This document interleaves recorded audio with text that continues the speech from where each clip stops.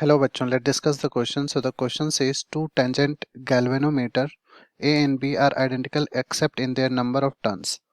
They are connected in a series. On passing a current through them, deflection of 60 degree and 30 degree are produced. The ratio of number of turns in A and B is. तो सबसे पहले अगर हम यहाँ पे की concept की बात करें तो की कॉन्सेप्ट हम यहाँ पे यूज करने वाले हैं। की कॉन्सेप्ट अगर हम लोग यहाँ पे बोलें तो की कॉन्सेप्ट हम यहाँ पे यूज करेंगे रिडक्शन फैक्टर की। इस पे अगर हम लोग की कॉन्सेप्ट की बात करें तो हम लोग क्या बोल सकते हैं, current flowing in the galvanometer is directly proportional to the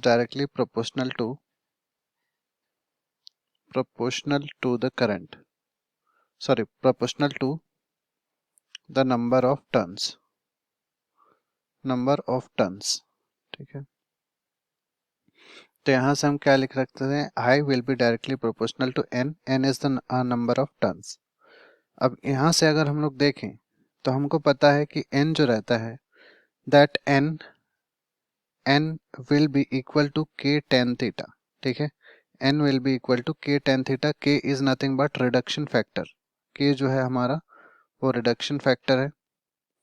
अब दोनों गैल्वेनोमीटर में क्योंकि सीरीज में कनेक्टेड है तो करंट तो दोनों में सेम रहेगा, इसलिए हम लोग क्या लिख सकते हैं, अगर यहाँ से देखें तो n1 divided by n2 will be equal to k tan theta, reduction factor दोनों में सेम रहेगा, k tan theta 1 divided by k tan theta 2, इससे ये कैंसिल हो जाएगा।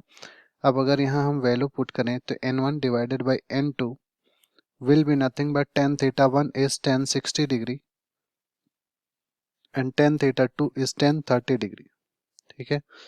तो यहाँ से अगर हम n1 divided by n2 निकालें तो tan 60 degree we know that this is √3 and tan 30 degree is 1 by √3।